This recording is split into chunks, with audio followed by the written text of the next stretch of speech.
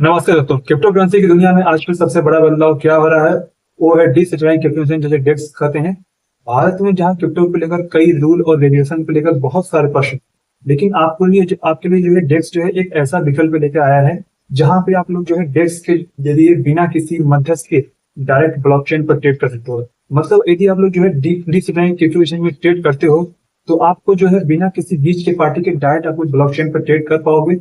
आज की वीडियो में हम लोग जानेंगे कि डिसेंट्रलाइज्ड क्रिप्टो एक्सचेंज जिसे डेक्स कहते हैं आखिर में क्या है, ये कैसे काम करता है, इसके फायदे और नुकसान क्या हैं और भारत में इसका भविष्य क्या हो सकता है, इसके बारे में हम लोग आज की वीडियो में डिटेल से बात करेंगे। सबसे पहला पॉइंट आप लोगों के मन में आ रहा होगा कि डिसेंट्रलाइज्ड एक्सचेंज क्या है।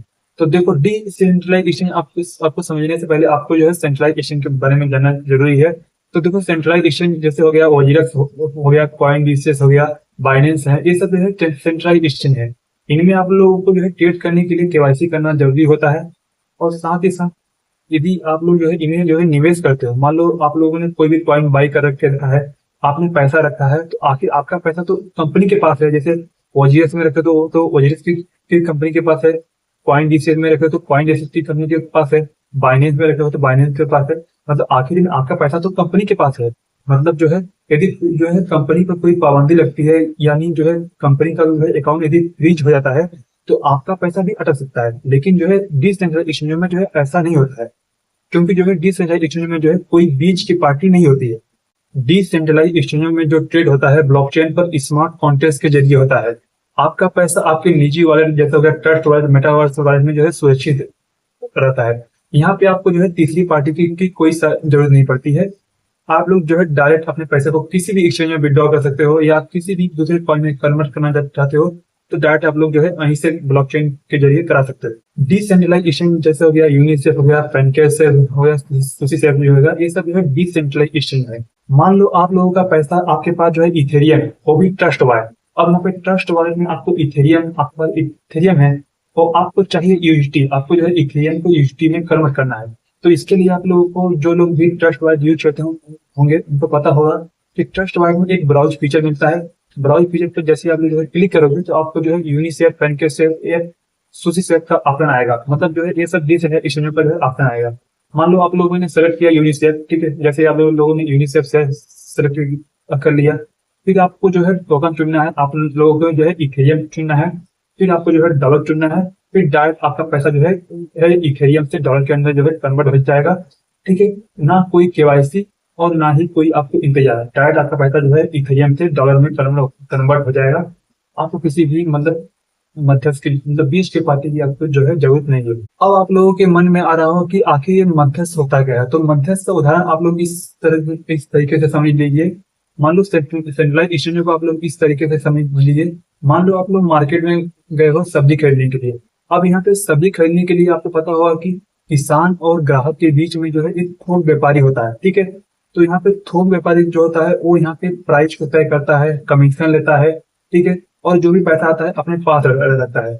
मतलब आप किसान और ग्राहक के बीच में जो है एक थोक व्यापारी है। लेकिन जो है डिसेंट्रलाइज्ड एक्सचेंज में ऐसा नहीं होता है।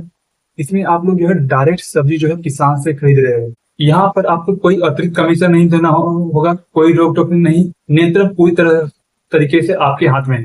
भारत में डिसेंट्रलाइज्ड एक्सचेंज का महत्व क्यों बढ़ रहा है? तो भारत में जो है 30% टैक्स और 1% का टीडीएस लागू होने के बाद कई लोग जो हो रहे हैं सेंट्रलाइज्ड एक्सचेंज से जो है डिसेंट्रलाइज्ड एक्सचेंज की तरफ शिफ्ट हो रहे हैं। और डिसेंट्रलाइज्ड एक्सचेंज में जो आपको फायदे मैं आपको बता देता हूँ। तो जो है पहला तो है प्राइवेसी। डिसेंट्रलाइज्ड एक्सचेंज में जो है केवाईसी की कोई जरूरत नहीं होती है, जिससे आपकी पहचान जो है सुरक्षित रहती है। और नए टोकन और नए प्रोजेक्ट जो भी आते हैं ये सब जो है डिसेंट्रलाइज्ड एक्सचेंजों पर ही लिस्ट होते हैं सबसे पहले। ठीक है, सेंट्रलाइज्ड एक्सचेंज में तो बाद में आते हैं, सबसे पहले जो है इन्हीं पर आते हैं। डिसेंट्रलाइज्ड एक्सचेंज में जो है नए टोकन, जो भी नया टोकन होगा, प्रोजेक्ट होगा, ये सबसे पहले जो है डिसेंट्रलाइज्ड एक्सचेंजों पर ही आता है। तीसरा पॉइंट है सेंसरशिप फ्री। तो देखो, मान लो सरकार या संस्था के द्वारा जो है इन एक्सचेंजों पर जो है कोई पाबंदी लगा दी गई या बंद कर दिया गया, लेकिन फिर भी ये जो है काम करते रहेंगे। उदाहरण के लिए आप लोग समझ सकते हो, रूस और नाइजीरिया में जो है पेनकेसेफ और यूनिसेफ के बंद होने के बावजूद भी वहां के लोग जो है इन एक्सचेंजों का जो है यूज कर रहे हैं। डिसेंट्रलाइज्ड एक्सचेंज काम कैसे करता है? तो देखो, डिसेंट्रलाइज्ड एक्सचेंज जो है ऑटोमेटिक मार्केट मेकर द्वारा काम करता है, यानी एम्स के मॉडल पर चलता है। यहाँ पर ऑर्डर जो है बुक नहीं होता है, बल्कि जो है लिक्विडिटी पूल का उपयोग होता है। कोई भी व्यक्ति अपने टोकन को जमा करके यहाँ पे जो है लिक्विडिटी प्रोवाइडर बन सकता है। जब भी कोई ट्रेड करता है तो उसमें जो फीस लगता है, तो फीस का एक हिस्सा जो है लिक्विडिटी प्रोवाइडर को दिया जाता है। उदाहरण के लिए आप लोग ऐसा समझ सकते हो, मान लो आपके पास पैन के सेट में आप लोगों ने जो है यूएसटी और बीएनबी के पूल में 80,000 रुपए जमा किए और रोजाना जो फीस कट रहा है 800 रुपए का कट रहा है, तो आपको जो है आपके हिस्सेदारी के अनुसार आपको जो है 40 से 50 रुपए का इनाम डेली आप लोगों को जो है मिल सकता है। डिसेंट्रलाइज क्रिप्टो एक्सचेंज के फायदे के बारे में बात करें तो सबसे बड़ा फायदा आपको वही मिलता है कि आपका फंड आपके वॉलेट में है। कोई भी बीच की पार्टी मध्यस्थ कंपनी का आपके पैसे के ऊपर कोई भी कंट्रोल नहीं है। आपके पैसे का कंट्रोल सिर्फ आपके पास है। और यहाँ पे जो है दुनिया भर के जो भी नए टोकन आ रहे हैं उनका जो है सीधे एक्सेस, मतलब आपको जो है इंटरनेशनल टोकन एक्सेस आप लोगों को जो है इसके जरिए मिल जाता है। अब यहाँ पे आप लोगों ने जो है डिसेंट्रलाइजेशन के फायदे के बारे में तो जान लिया, लेकिन आप लोगों ने नुकसान के बारे में जान लो। तो देखो, यदि आप लोगों की जो है प्राइवेट की चोरी हो गई तो आपका फंड भी यहाँ पे खो जाएगा। ठीक है, जो भी आप लोग जो है ट्रस्ट वॉलेट या मेटावर्स वॉलेट में अकाउंट बनाते थे तो आपको जो है 12 अंक का कोड मिलता है।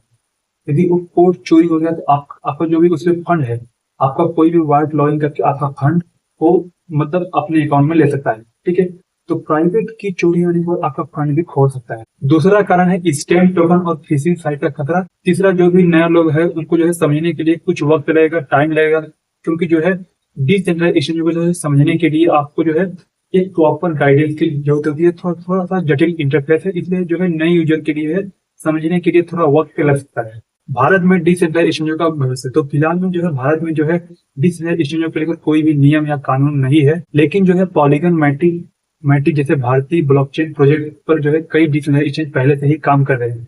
यदि भारतीय सरकार क्रिप्टो को लेकर स्पष्ट और अनुकूल नीतियां लाए तो देश जो है डिसेंट्रलाइजेशन जो है भारतीय ट्रेडर के लिए सबसे बड़ा विकल्प बन सकता है। तो दोस्तों, यह थी जानकारी भारत में डिसेंट्रलाइजेशन को लेकर।